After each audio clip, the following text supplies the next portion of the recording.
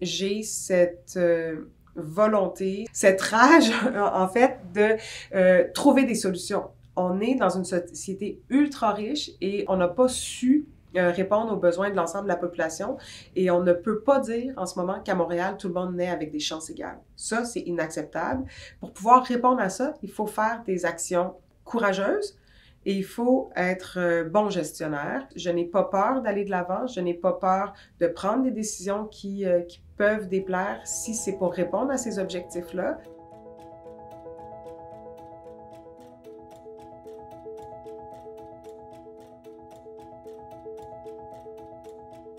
C'est assez complexe parce qu'on a des compétences différentes entre la Ville de Montréal et le gouvernement du Québec. Au fil du temps, il y a eu une augmentation de la population itinérante, malheureusement, et il n'y a pas eu plus d'appui des gouvernements supérieurs. Ceci étant dit, face à la crise qui augmente, on ne peut pas rester les bras croisés et attendre que le gouvernement en fasse plus. On ne peut pas regarder des gens dépérir dans la rue. Plus longtemps ils restent dans la rue, plus ça va être difficile de les ramener dans des appartements.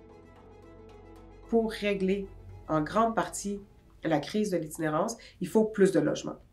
60% des gens qui sont dans la rue actuellement ont la capacité, l'autonomie d'être en appartement. Ils ne sont pas dans des appartements parce qu'il y a des enjeux financiers et parce qu'il n'y a pas de disponibilité. Donc, demain matin, là, si on a du logement, on a 60% des gens qui sont plus dans la rue.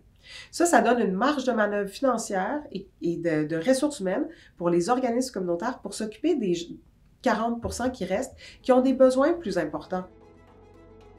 Je crois aussi que développer des modèles comme celui des complexes modulaires, ça peut être une solution qu'on est capable de déployer rapidement pour venir répondre à cette crise-là. Et c'est quelque chose qu'il faut absolument accélérer. On devrait être capable d'avoir au moins 200 appartements modulaires par année qui s'ajoutent sur le territoire. D'emblée, moi, je pense qu'il faut bannir Airbnb. Puis il y a des gens qui achètent un logement qui pourrait être mis à la disponibilité d'une famille et qui décident d'en faire un objet financier. Donc ça enlève déjà plusieurs logements sur le marché à Montréal. Et au-delà de ça, pour ce qui est du logement abordable, du logement social, on a énormément d'acteurs, que ce soit des promoteurs immobiliers ou même des groupes communautaires qui ont des projets, qui souhaitent s'impliquer, qui souhaitent développer des projets, mais souvent, le nerf de la guerre, c'est l'argent. On pourrait déployer des mesures pour les accompagner en offrant un congé de taxes foncières à un organisme qui construit un immeuble de logement. Et donc, ça vient plus facile pour les organismes de pouvoir avoir l'argent qu'il faut pour se mettre à la construction. Depuis longtemps, Projet Montréal, on a toujours été associé aux quartiers plus centraux. Et moi, je voulais prendre le pari qu'on était capable de déployer la vision de Projet Montréal à l'extérieur des quartiers centraux parce que je suis profondément convaincue que ce qu'on propose, les valeurs qu'on propose qui nous mènent à l'action, c'est positif pour l'ensemble de la population et ça peut voir le jour à l'extérieur.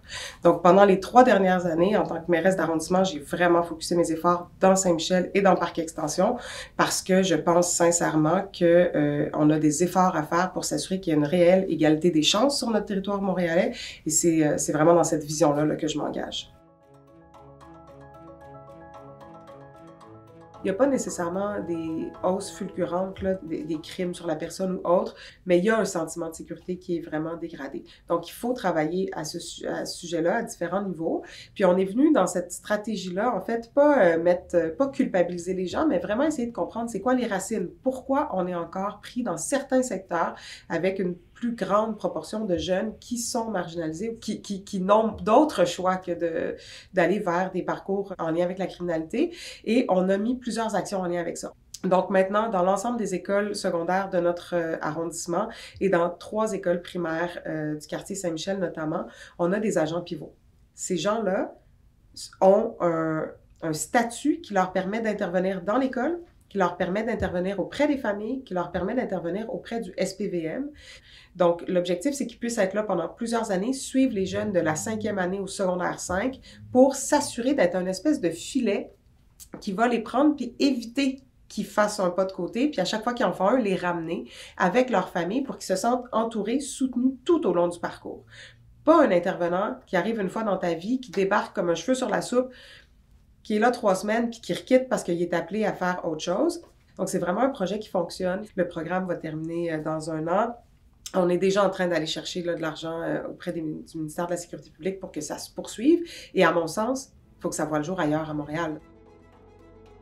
Je crois aussi qu'on doit rendre nos espaces publics plus accueillants pour les jeunes, qu'ils aient l'impression qu'ils ont le droit d'être là, que ça leur appartient. Quand on fait des nouveaux lieux, je pense qu'il faut aussi qu'on les implique, qu'on fasse des consultations pour s'assurer qu'ils puissent se sentir concernés, puis que quand le projet va être réalisé, il y a l'impression d'y avoir participé et qu'ils aient donc ce sentiment que ça leur appartient à eux aussi.